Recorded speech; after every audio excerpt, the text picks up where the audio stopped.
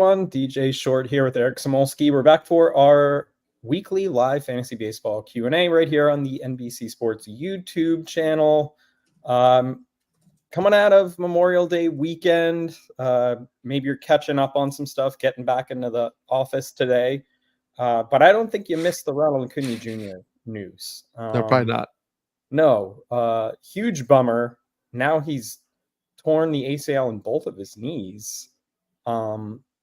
And it's kind of like, Acuna was the obvious number one in fantasy leagues this spring. Mm-hmm. So it's like, you don't replace Acuna. Plus, he wasn't really performing up to the standards that we had in mind for him coming into the season. There was a little bit of an injury question coming out of spring training with him. But now you look at Acuna with ACL torn in both knees, the rehab coming from that, where maybe he'll be ready for the start of next season. We'll see, probably, maybe. But what impact does that have on his running game moving forward? What impact does that have on just his mental state of playing in the physical kind of dynamic way that he plays? Do we have to start to look at Acuna a little differently moving forward? I think you do, sadly. I mean, we've seen this before, right? I think the comparison that's getting floated on social media a lot and makes so much sense is Eric Davis, who might be older for the younger generation of baseball fans. Were like, yeah, Eric Davis for the beginning of his career was pretty much on a similar path to Acuna, and was arguably a better defender in terms of what the metrics say. Injuries derailed that career. And that's from a pure athleticism standpoint, like somebody who compares to Acuna. We obviously, as a Mets fan, like David Wright, injuries totally derailed his career. Obviously not the athlete that Acuna was in terms of will he steal, will he not? I think people forget that the first 5 years of Grady Sizemore was really, really, really good. Not the average that Acuna did, but a 30-30 guy. I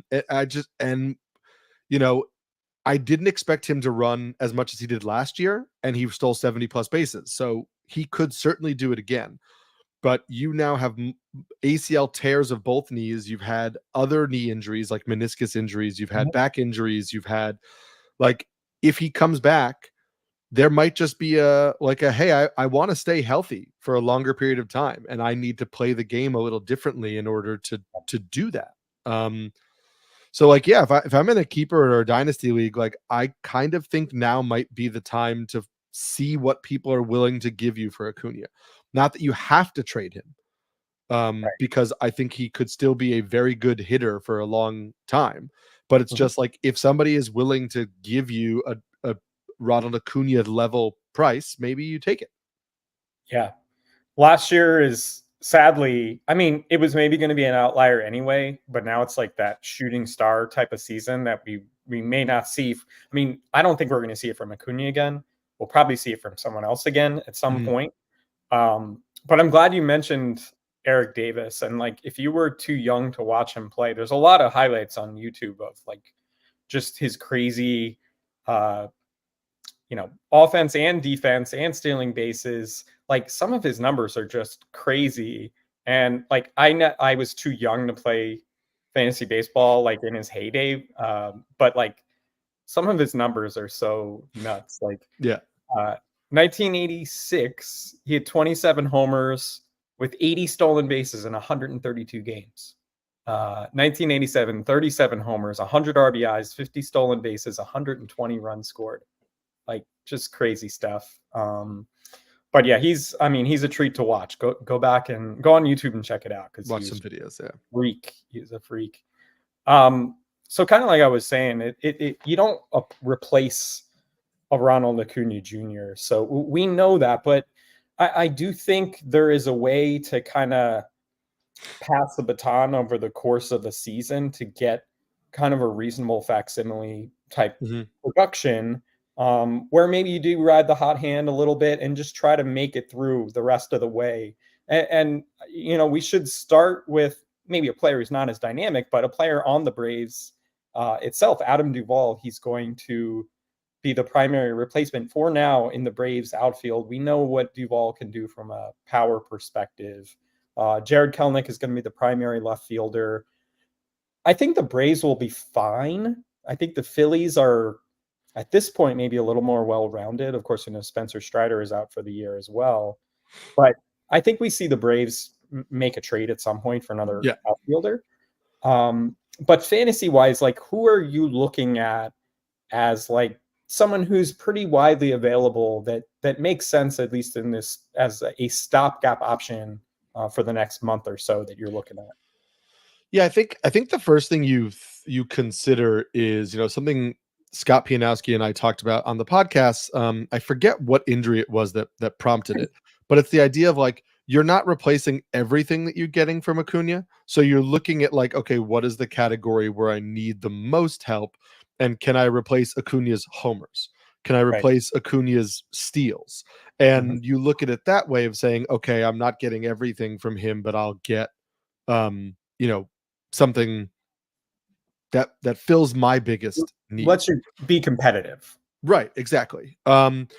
The issue is, like, I needed outfielders in a lot of, NFBC type leagues, like, over the weekend, and it's not great out there in the outfield space.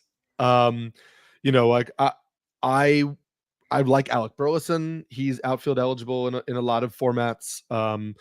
He's hitting in the middle of the order for the Cardinals. He'll give you a little bit of power. He does have 2 steals in the last 2 weeks, but, like, he's not a stolen base threat. I like Jake Myers on the Astros. Batting average guy. He is good. He seems like he's playing every day in Houston, even with McCormick back. But again, you're not getting a ton of power. You're not getting a ton of steals. So those are like solid overall assets, but not guys who I think are hitting, like, your particular needs. Dylan Moore is another guy who's, like, really selling out for power this year, and has some decent power production, playing every day with the Mariners. So, like, maybe you're getting something there. I think for power alone, like, on his own team, like, if Adam Duvall is going to play pretty much every day, we know Adam Duvall can hit home runs. Also, if you look at Adam Duvall's plate discipline metrics this year, he is swinging. Again, he's been a part-time player, so it's a small sample size. He's swinging way less out of the zone.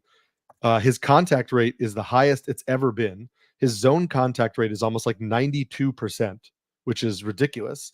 So if you're getting Adam Jones, but you're getting Adam Jones with a lot more contact, then maybe. Sorry, did I say Adam Jones? You don't want Adam Jones. I think I don't know how many years it's been since he played, but if you're getting Adam Duvall, but Adam Duvall with more contact, like, maybe you're getting a guy who hits 250 and is a plus home run hitter. Like, there's value there. But other than that, like, it's tough, man. I don't love a lot of what we're seeing in the outfield spot right now. Yeah, Jake Myers is a good call. I like him. Alec Burleson, like you said, has been hot. JJ Bleday's been hot. And so is Eddie Rosario, former Brave. I could see him maybe going back to the Braves. I was thinking that at some point. So there are players out there. Tyler Freeman's been batting leadoff for the Guardians, who are ridiculous right now. So he's another option. But again, you're not replacing everything Acuna gives you. But you can kind of piece it together in different categories. Maybe over a couple of players you pick up. And you can kind of maybe platoon your way through it, or, kind of target games per week of, pick up week to week and try to do it that way. You can still be competitive. It's just tough. Like, I'm looking at just outfielders in general. So this is even guys who are rostered in tons of leagues. Like, what are you getting over the last 2 weeks in terms of stolen bases? And there is only 5 total outfielders who've stolen more than 3 bases over the last 2 weeks. Acuna had 16 when he got hurt, right? You're not finding that kind of production on the wire. Like, you could go trade for, like, a guy like Brenton Doyle, who's, like, not really rostered heavily, and you might be able to get him. And he's somebody who could approximate that level of speed. like Ceddanne Rafaela has 3 stolen bases over the last 2 weeks for the Red Sox. It would require him like really figuring out his batting average, but like he's a guy who will run. It's just it's rough. It's rough. So one outfielder we're going to get back soon. I'm not sure when, but Jada asked the question here: is it a lock that Wyatt Langford will be activated today? I don't think that it is. I know there was some speculation that he was wrapping up his rehab assignment over the weekend, but given the way that he was producing prior to the injury, I don't know if there's a rush, but I don't know if you've heard anything differently there. I haven't heard anything in terms of whether it's a lock or not. The interesting thing is like, you know, yeah, he could be in AAA because he wasn't great at the start of the year, but like his plate discipline and contact metrics weren't terrible. And like maybe they just send down Evan Carter and they bring Wyatt Langford back up, right? Like it's not like Evan Carter is playing better. Sure. So if Langford is better, healthy, maybe they make that switch. But I have heard nothing to suggest that it's a lock. But I'm concerned if I have Evan Carter, I'm concerned that they would make that swap. Interesting. So we've heard a lot today about the Braves calling up Schwellenbach to join the rotation. This week, Bryce Elder was demoted. So we have a question here. More curious about the man set to take his rotation spot in the minors in a couple of weeks is Ian Anderson, worth a stash. First, what do you know about Schwellenbach? Because I wasn't super familiar with him until today, Spencer Schwellenbach. But I love the name. It's a great name. I saw your comment about the jersey sizes or the letters. I can be honest with you and suggest and tell you that I knew nothing about him until I think it was like Ray Butler tweeted yesterday, like, I wonder when the A's might call up Spencer Schwellenbach. And I was like, wait, who? And then Nick Pollock posted a tweet today, basically like, guy with a mid-90s fastball and a really filthy slider, who has been missing bats in the minors, but like low levels in the minors. Yeah. He was the number 3 prospect for the Braves. The Braves tend to have strong prospect pedigree, and strong pitching prospects. I'm intrigued. I mean, I like a mid-90s fastball. I've seen the slider in videos so far today. I like that as a pitch. I don't know like how like the full depth of the arsenal. But again, you're talking about a really good team context. And so I could see adding him on benches and seeing what happens. I'm so out on Ian Anderson. Yeah. I think that he was pitching a little bit over his head when he was pitching really well in terms of like what his arsenal suggested that he should be doing. I don't think he gives you like anything in regards to strikeouts. He allows a lot of contact. And so, yeah, I mean, if I was in an NL only league, sure. Like maybe it's worth a stash, because he had 2 solid years. Yeah. But I don't know, man. He also missed all last year. Like we've seen Casey Mize start off the year really good and then fall apart after missing a whole year. It's too much, too risky for me in normal redraft leagues. Yeah, I think we're going to have to see what Anderson looks like on the rehab assignment and see like, hey, has he switched anything with his arsenal? Is he throwing harder? Right. Like these are still kind of hurdles we need to jump over to see where he is fantasy wise, because you're right. Like back when he was having that success, the advanced metrics didn't love him and the control was not great. So let's just kind of see how he fares. I think most fantasy managers can afford to wait and see. NL only might be a little bit different, but the Braves will need some help at some point. So someone in a comment on Acuna here, they traded Acuna and Ty France on Thursday night for Freddie Freeman, Michael Harris. Huge win for me. Other guy not so happy that they have Ty France. No, probably not. Ty France. That's the risk you run sometimes. Brian up next. What to do with Alex Bregman? I play in a shallow head-to-head category league that includes strikeouts and walks as categories. He's been a top 30 player for a while, and now he's a 600 rank player. I think in a league like that, you're going to be pretty patient with Alex Bregman because, like, He doesn't strike out. Yeah, and so he got that going for him, which is nice. But in a standard fantasy league, like outside of I'd say 1 or 2 seasons when he was running, he's been a little boring, little vanilla. But in a league like a points league or a league that does include strikeouts and walks as categories, I think you can afford to see kind of how this shakes out. I wouldn't really have a huge sense of urgency to move him or bench him or anything like that. But I do worry a little bit about Bregman's path as a fantasy option at this point. Yeah, I mean, I'm looking like, quick cursory glance. I've been keeping an eye on him in the past, but like, again, first of all, 5% swinging strike rate, 11% whiff rate. Like, if you're in a league that takes away points for strikeouts, he's going to be valuable because he doesn't really strike out. Right. He's swinging way more this year. He's also being challenged way more in the zone, it looks like.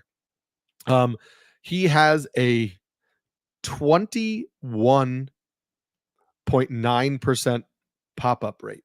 Yeah, it's awful. I mean, but also not sustainable, probably. Right. That's my thought. Is it doesn't seem to be sustainable. He's also not being pitched up in the zone more. So I was like, oh, maybe he's getting pitched up in the zone and he's not getting his hands on top of it, which is like what's happening to Spencer Torkelson. He's just being pitched away more often and he's popping the ball up. And so maybe like he's not staying through it. Maybe he's pulling off it. Maybe he's, getting under whatever it might be with the swing. Like, his launch angle and his, fly ball exit velocities and all that are out of whack because he's popping the ball up. I just don't see anything in the profile. Like, he's not trying to pull the ball more. He's not, he's not being that much more aggressive outside of the strike zone. He's still making a lot of contact. Like, maybe he's swinging at too many pitches he shouldn't, and popping up pitches he could just let go. But I don't see anything here that's ringing like massive red flags. I think he'll probably settle into, the 20 homer, 260 hitter that he's become over the past. Right. It's been interesting to see because there were like alarms blaring on Bo Bichette recently, Paul Goldschmidt, and Goldie's kind of found his way recently. Bo Bichette is an interesting player, I think, to me, but what he has going for him is just his ability to make contact. Mm-hmm. So whether it's tough with Bichette because I think his ability to put the ball in play is fantastic, but if he's not pulling fly balls and if he's not running, he's not a super sexy fantasy option. Right. But I believed in Bo Bichette to kind of get it back on track. Goldschmidt, I was worried about, but it looks like he's figured it out too. Yeah, I mean, Goldschmidt. There was another thing where, like, there was nothing crazy. Like, his stats against breaking balls were atrocious at the beginning of the year, but like his bat speed was good. He was still pulling the ball well. When he was hitting fly balls, the exit velocity on them was good. So it wasn't like, oh, this guy is toast. Mm-hmm. And that's the same thing with Bo Bichette. Like, if pitchers are going to keep pitching him low and away and he's going to keep swinging at it, then it's going to be hard for him to hit home runs. And he's not going to be able to drive the ball. He needed to change the approach a little bit. And sometimes it takes hitters a little bit of time to see what pitchers are actually doing to approach them differently. And then how do they adjust? And I think we've seen Bregman be a hitter that makes those adjustments. And so I would expect him to do so. Sure. It's a long season. Very long season. We're only a third of the way through right now. Dad is back. Hello, Dad. Hey, Dad. Would you stream Alek Manoah against the White Sox tomorrow, or Spencer Schwellenbach against the Nationals will also be tomorrow? He's not starting today. Schwellenbach will go up against McKenzie Gore, I believe, who's coming off a really good start. Who's utterly disrespected in fantasy leagues, by the way. Yeah, for real. I think his control can be a little problematic where you're not getting. He's not necessarily a set it and forget it guy, but in this landscape and starting pitching, maybe he's approaching that at this point. But so Manoah versus the White Sox, or Schwellenbach in his major league debut against the Nationals? Who you got? Yeah, I think it's Manoah. And I say that begrudgingly because I don't necessarily really trust Manoah. But the White Sox are the worst team in baseball. And at least Manoah is a known quantity. I don't know at all what I'm getting from Schwellenbach, not only because I learned who he was yesterday, but just because like he's skipping levels. We haven't seen him pitch against anything resembling major league caliber hitters, right? Like just take Blake Snell's comments yesterday as an example of him being like, why am I struggling this year? Well, I missed all of spring training and I didn't face a major league hitter until my first game, and facing major league hitters is way different than facing anything else. And so I'm going to take the guy I know against a worse team versus the guy I don't know against an offense that I think is slightly better. I totally agree. Robert Gasser, he's been pretty good. His first 4 starts. Question here: any indication the Brewers will limit his innings, or are they going to let it ride? So, I guess just takeaways from what we've seen from Gasser so far, and I mean, I'm not even worried about the innings limits right now. I think that's more of like an August problem, and who knows, he may hit a wall before then anyway, and then you move on. But I like what I've seen from Gasser so far on a couple of teams. Yeah, I think we need to avoid the like rest of season outlook with some of this stuff, in particular with pitchers, because we know that pitchers are notoriously risky just by the nature of what they do. And like, just take the stats you're getting right now. But I will say that like Gasser threw 137 innings in 2022, and he threw 135 innings in 2023. So I don't see any reason why the Brewers would be limiting him to anything under like 140 innings on the year. And he only threw 12 before getting called up. So I think there's a lot of time for him. I like Gasser. The sweeper is really, really, really good. Obviously he's a lefty, and so the sweeper is going to be less consistent against right-handed heavy lineups. I kept reading about how the cutter was a huge pitch for him, and he has been inconsistent in using it so far in the big leagues, but I think it could be interesting for him to work that in more often against those righty lineups. But yeah, solid command guy, feel for a deep arsenal of pitches. And so I don't think that he's like, Jared Jones, Paul Skeens level of like going to knock your socks off. But I think that or even Christian Scott in terms of like those raw tools. But I think that he's a really solid floor pitcher. And so I like having Gasser, and I wouldn't be worried about like what's going to happen to him in the near future. Right. And it's a small sample, but it's at least interesting to see the lack of hard contact against him. He's given up 1 barrel in 75 batted balls so far. It's pretty outstanding. Another question from Dad, Nick Gonzalez. He's been on a tear for the Pirates recently, so he's asking rest of season thoughts on Nick Gonzalez. And of course, Gonzalez has the prospect pedigree. Was drafted very high by the Pirates.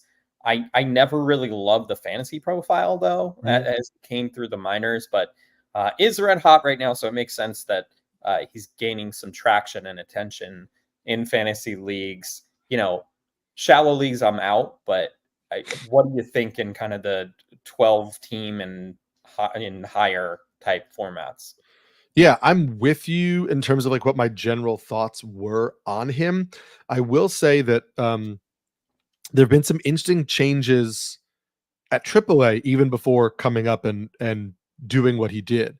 Walk rate was down, strikeout rate was down because he was starting to get a little bit more aggressive in the minor leagues. You can see that carrying over to the major leagues. The O swing is up, the swing rate is up, but he's still making like an aggressive amount of contact. Like his O swing, his chase rate in the big leagues right now is like 42%. Right. His zone contact rate is 92%. He's making, over 75% overall contact even with that. So he is really kind of trying to be more aggressive in that approach. We're also seeing him pull the ball less. So he's not like being more aggressive and selling out for power. He's being more aggressive, but just like hitting, like driving the ball where it's pitched. And he was making really good, like his exit velocities and hard contact rates in the minors were good this year. And now he's barreling the ball 16% of the time, which again, it's early, but like 91.2 average exit velocity is up 6 miles an hour from last year. So Right. I don't think without that pull approach, like that hard contact is going to lead to lots of homers. But if it leads to, a 260, 270 batting average, like that's pretty nice. But again, you're not getting a lot of homers or steals. And I think that's what makes him kind of a 15 team league player. Agreed. Jada with some news. Thank you. James Wood, Nationals top prospect, placed on the 7-day IL in AAA. We kind of knew that was coming after he got taken out of the game the other day. There was some immediate speculation. Oh, he's getting the call up. But yeah, we gotta stop doing that, people. Anytime anybody gets removed from the game in the minors, we gotta stop being like, oh, he's getting called up. Like let's let it play out. Also, the Nationals have no reason to call him up. Like, I know we want it to happen, and maybe it will early, but like there's no incentive. There's no incentive for them to call him up. If anything, there's incentive for them to say, okay, when will he retain rookie eligibility? Because he could win Rookie of the Year next year. So let's keep him down until he is still a rookie next year. We'll then call him up, in August. He'll play the rest of the year for us. He'll be a rookie next year. He'll win NL Rookie of the Year. We'll get an extra draft pick, and amazing. Yeah, I mean, exactly. So yeah, there's no sense of urgency there. Lane Thomas is back off the IL as well, so outfield a bit more full. However, Victor Robles was designated. Pour one out for Victor Robles. Can I tell you something though? I'm super curious to see where he goes. I don't like. I know it didn't pan out, and I don't know that he'll like become the 5-tool player that people thought he would be. Right. But there is a fantasy friendly skill set there in terms of just like a guy who can maybe hit 10 homers and steal 30 bases as a starting outfielder for a team. And that's like if things work, that's like in his tools. I'm not saying he could just sign somewhere and do that right now. Right. But I think if he goes to the right organization, I don't know that we've heard the last of Victor Robles. Right. You know what's funny about Robles, and a lot of people who played fantasy for a few years know this, but at one point Robles was more highly regarded than Juan Soto, and they're both kind of surfacing at the same time, and all of our eyes were on Robles and not Soto. And when Soto was originally called up, it was kind of unclear, like, would he only be up for like a little bit and get sent down? And then kind of the rest is history, and the passing like ships in the night. But you know where I think Robles will end up? Where? The Angels. I want to see Robles and Joe Adell next to each other in the Angels outfield, which would have been like a crazy thought a few years, two of the top prospects in the game. But the Angels are where random dudes go at this point. And so that's what I'm expecting to happen. I mean, yeah, look, like, you're talking about the Victor Robles thing. It's like when Joe Adell was the top prospect in baseball. Also, first of all, I'm realizing like I just like looked at the 2020 prospect rankings because that's when I knew Joe Adell was ranked really high. And it is just so wild to me. Like in 2022, according to MLB Pipeline, Gavin Lux was the number 2 prospect in baseball. Yeah. Mm-hmm. Joe Adell was 6. Bobby Witt was behind them. Julio Rodriguez was behind them. CJ Abrams was behind them. Yeah. All guys who like really panned out, and a couple of those guys who panned out like very, very aggressively. And so sometimes that's going to happen. We're going to miss. And again, like Joe Adell is a perfect example. Like, yeah, really, really hot start to the year. But the 10 homers and the 8 stolen bases are nice, and that they're going to give you fantasy success. The 220 batting average is, kind of what we've come to expect. And, he's hitting 152 in May. Yeah. He's striking out over 30% of the time in May. Like, there are improvements, but that's kind of the player he has become. So two players we talked about already, Paul Goldschmidt or Wyatt Langford, rest of season is our question from Sarcastic and Fun. Both dropped in my league and have a utility spot. Others available include Nolan Jones, Josh Lowe, Lars Nootbaar. This league is fascinating to me. Yeah, they must have no IL spots. That has to be. Yeah, true. I'd take Goldschmidt. That's just me. Yeah, that's tough. Like if I knew they were saying, "Hey, Langford is back and he's back on the major league roster," I might take Langford. I think the upside is there at least. Yeah. But I think I'm taking Goldschmidt. And weirdly, like I would probably take a gamble on Nolan Jones before I would take a gamble on Sure. Wyatt Langford, because we know that he'll play when he's up. Mm-hmm. So I think I'd rank them Goldschmidt, Jones, Langford as of right now. Sad about Josh Lowe, man. I mean, obliques. Yep. This is the second oblique injury of the year, and so you just have to assume it's going to be a little while, and that's a bummer. So you mentioned Dylan Moore earlier, so I have a question about him here. Is Dylan Moore a good pickup? I have a huge hole in my outfield to fill right now. Moore, I believe, is eligible in multiple spots. So many spots. Yeah, like a bunch. So, I mean, I think that's part of the case, right? To pick up Dylan Moore is someone you can use as kind of a floater. If your couple players on your roster have a day off, if they have an injury or what have you, I think a player like Moore is extra helpful in that circumstance. But the question is he worth a pickup in kind of more of those shallower leagues at this point? I think so. Yeah. I mean, first of all, we have seen him flash fantasy friendly skills in the past. Yep. There is power and speed in the profile. We just talked with Joe Adele about how power and speed with a flawed contact approach can still bring fantasy goodness. Mm-hmm. In just 45 games, Dylan Moore has 6 home runs and 8 steals. And so that's giving you interesting fantasy success.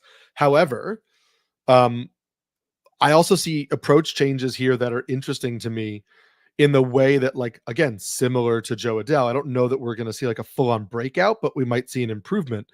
Right now, Dylan Moore is swinging less, swinging outside of the zone way less. And in fact, his chase rate is just 20%, which is 10% below league average. Yeah. And 9% below what he did last year. Yeah. Which is why he has a 78% contact rate and an 87.4% zone contact rate, both of which are well above league average. His swinging strike rate is just 9%. He was at 15.4% last year. So you're seeing a guy who's being way more patient, who's swinging and missing way less, who's making way more contact. And then you add to that he is pulling the ball more and lifting the ball more. And you're like, oh, okay, so that makes me think this power production, is a little bit real. And he has a 10% career barrel rate. Mm-hmm. So he has always hit the ball hard. Yeah. So a guy who's always hit the ball hard is now chasing less, making better swing decisions, and trying to pull the ball more. I think that's going to lead to some fantasy goodness. I don't know how long it lasts. He's just had 40 some odd games this year, but I think it's certainly worth a pickup to see. Very cool. Yeah, I agree. I think this means, would you drop Evan Carter to stash Noelvi Marte? What's interesting about Marte, he's basically like a month out from his PED suspension concluding. But I mean, you can't put him in an IL spot. So this is purely like bench speculation. Evan Carter for now in the major leagues, maybe not producing, but do you burn a roster spot for a month for a player coming back from a PED suspension?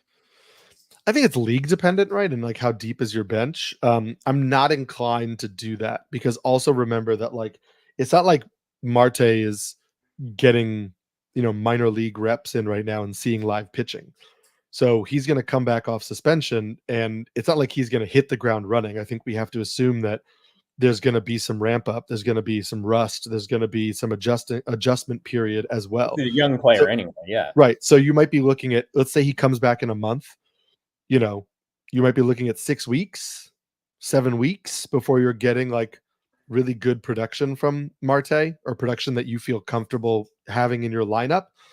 And I trust Evan. I believe in Evan Carter enough just as a talent that I'm willing to give him a little bit more time to see if he can right the ship before I take 7 weeks of basically production I can't put in my lineup.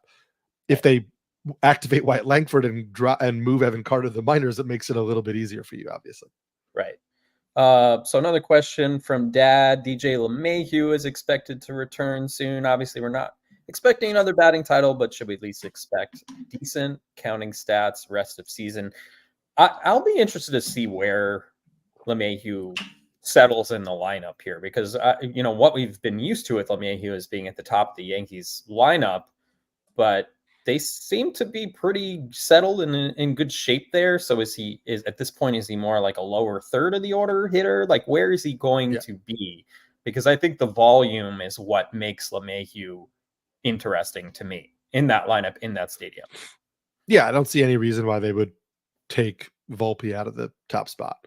Mm-hmm. I mean, the improvements Volpe has made in his plate discipline this year are seemingly very real, and I don't think there's any reason for them to move him. So you're looking at like an 8 or 9 hitter for the Yankees who doesn't really run and will probably play most games, but like, again, is an older player coming off multiple years of injuries. So like, expect a lot of rest days mixed in there as well.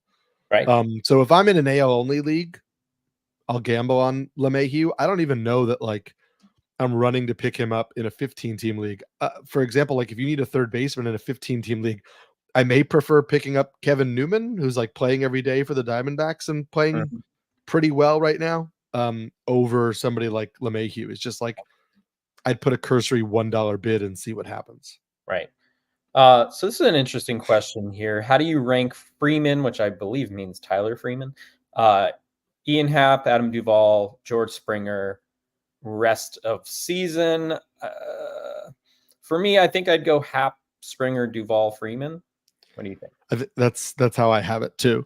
And I would flip Freeman and Duvall if you like had a need for speed over power or whatever. Happ is still the top of that list for me. He's hitting the ball much harder of late. I really do think we're going to see a hot stretch from Ian Happ coming up. And I like the team context around him. So yeah, Ian Happ for sure. So Randy Arozarena, pretty frustrating season for him so far. So this is a 10-team league.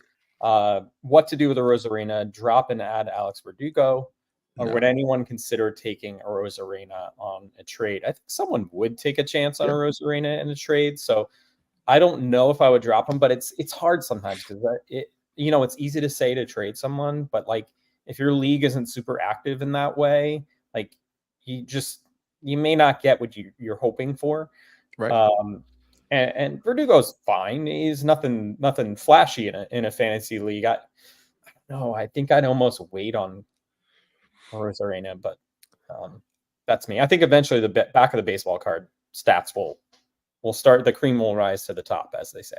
Yeah, I'd rather hold Arozarena, and in a 10-team league, I'm certainly not making Verdugo my ad over Arozarena. Like if you're in a deeper league, Verdugo has value because he's a high contact hitter who, is hitting in the middle of the Yankees order. So he's going to get RBIs. But I just don't think that in a 10-team league, he's not somebody that I'm dropping somebody with the upside of Arozarena to add. So we have time for a couple more. We'll hit up this one here. Zach Neto or Ha-Seong Kim, rest of season. Man, Kim's been disappointing. And he also was hitting 9th for the Padres most of the time. So that's not great. I wasn't really drafting Kim in a lot of places this spring because I did think we were going to see some of that natural regression. I was high on Neto, and I do like him. I think Neto's the upside play, personally. I think Neto's the upside play. I think Kim is clearly, if you're speed dependent, if you're stolen base dependent, I think you go with Kim. Neto is running, but Kim is the better stolen base option, in my opinion. But yeah, I mean, I like Neto. I mean, in our bold prediction show at the beginning of the year, I said he was a 2020 guy. I think he's hitting the ball well of late. He's turning the corner a little bit in terms of his production. And so, he's probably a better power play than Kim, and maybe at this point, even looking like a better batting average asset. Yeah. But Kim is better stolen bases and has better team context, so he'll probably get more, runs and RBIs or whatever. I would love to see the Angels just move Neto up in the lineup because there's no reason for him to be hitting ninth with the Angels. But while he is, that's definitely a component of the evaluation. Sure. So we may wrap it up here. And I like this question because it's sort of like you stash these prospects and you're not sure when they're going to be up. So at a certain point, do you decide, hey, maybe I leverage this kind of shiny new toy for something to upgrade your current roster? So Rhino, I traded Caminero for Jordan Westberg in my OPS Roto League. I couldn't wait any longer and need offense at my middle infield spot. But the question is, do you think I got fair value for an unproven prospect? You could say Westberg is unproven too, really. Yeah, unproven, but playing at the major league level and showing improvements and showing signs of, progression, which you like to see. I think the risk in this is always just baked into like, how likely do you think the promotion is? And if it was 75% of the other teams, you would say, yeah, Caminero is probably up at any moment. But this is what the Rays do and what the Rays have done. And so if you're contending, yeah, I think this is about the time. Like, we're about a third of the way done with the fantasy season. I think if you're a contending team, it's hard to, you really kind of want the production now. And remember, like in a roto league, like those season long the counting stats add up. Like you can't take nothing from a spot and then just say, well, I got Caminero for 2 months at the end of the year and he was great. It's like, okay, but what about the 2 months he was sitting on your team and did nothing? That does count. So I like this deal for Rhino. I think, Westberg, a great lineup, showing some signs of growth. So yeah, I'm a fan of that. So we'll wrap it up with 2 questions focused on today. But no, go ahead. Well, say, can you put up the last question? Because this is the one that Raphael just asked about McKenzie Gore. Because to me, this is the perfect encapsulation of what we were just talking about. Guys, add McKenzie Gore. Just add McKenzie Gore. He's very good. Yeah. This is a guy who was like a top 10 prospect in all of baseball when he was younger. Yes, he struggled with the Padres when he was young. He was like 21 when he debuted. He looked pretty good last year. He made clear gains this year. His fastball looks much better. He's throwing it up in the zone a lot. He's getting more swings and misses. Yes, the team he's on isn't great, but McKenzie Gore is probably a top 30, 35 starting pitcher right now. Yeah. And that's not even baking in any potential growth for him. Yeah. Like, I do not understand why McKenzie Gore, last I checked, is under 50% rostered in Yahoo formats. Like, pick him up. And if you don't want to start him against really good teams, fine. But again, like, it's the same way that if you had a guy like, I don't know, like, think like Nick Pivetta, right? Nick Pivetta is a really good starting pitcher for us in fantasy, but he is volatile. And so maybe you don't start him against the Braves, the Dodgers, the Phillies, whatever, but you're starting him against almost any other team. And so just treat Gore like that. Like, he shouldn't be being dropped. He should just be benched if you don't want him to face the best 3 or 4 offenses in baseball. So last question from me to you is, like, the Braves without Ronald Acuna Jr., right? Like, we talk about the offenses that you're going to sit those kind of fringy pitchers against. What offenses currently, and this is Braves without Acuna, are better than the Braves? Like, which ones scare you more? It's probably just a few, right? Yeah, the Orioles. I hate saying it because, like, I'm just like a biased Red Sox fan. Like, it's the Yankees, right? Yeah. I mean, you have to say the Yankees. It's crazy with the Yankees. It's like on any given night, like we saw it against Yu Darvish the other day, where Darvish came in the game with a 2 ERA, and then in one inning we see Judge, Soto, and Stanton all go. Right. Yeah. You know, that could That's happen why, any day against any pitcher. right. Yeah, that's tough with the Yankees. The Dodgers still, right? Like I know the bottom of their lineup isn't great, but it's Ohtani, Betts, and Freeman. Like Mhm. they're very good offense. So I still think you go. I said the Orioles first. So Orioles, Yankees, Dodgers, Phillies, Phillies are right. Phillies. Yeah, close. And again, like I think that will get that they will when they get Trey Turner back. Also, that gives them another boost. But like Bryce Harper's been very good. Bryson Stott's been great this year. Like that's a pretty solid overall offense. Yeah. I don't know that I believe in like necessarily what the Brewers are doing right now to the extent that I would take them over the Braves offense. Like they're good, they're solid. Right. But I think that's where it ends for me. Right. Yeah. The Rangers have the potential, but it's not there right now. The Guardians and the Royals have been very plucky offenses Yeah. so far, but they don't necessarily like scare me that I would like if I still needed, if I needed to catch up in like a head-to-head league, I would maybe still start a pitcher I didn't feel awesome about Right. against those teams. But It's like the Astros, right? Like they haven't been great, but that's less to do with their offense than more to do with their pitching. Um, you know, I know we just talked about Bregman not being good, but like Kyle Tucker's been great. Jordan Alvarez is great. Altuve, like, Yainer Diaz hasn't broken out, but he's been solid. Jeremy Pena has been good. So like there's a solid enough group there too yeah, for the Astros. So still fear the Braves is what we're saying. Yeah, and they're gonna make a move. We got Sean Murphy back, which is great. Yeah, and they're gonna make a move. They're going to. Right. Absolutely. I was thinking like I let's say, I mean, it might not happen because AJ Smith-Shawver is not healthy anymore, but like a Smith-Shawver for like Anthony Santander type of deal. Santander's on an expiring contract for the Orioles. They have Kowser and Stowers and Kierstead, and like that could have been interesting. I just don't know now that the Braves have the pitching to make that swap. Right. Exactly. All right, good stuff. Thanks, everyone. If we didn't get to your question, you can always hit us up on Twitter. I'm at DJ Short. Eric is at Samsky NYC. Download, listen to the Rotoworld Baseball Show wherever you get your podcasts, and you can check us out on NBCSports.com. Just head over to the fantasy section and our baseball section for all of our coverage over there. Thanks so much. Enjoy your day.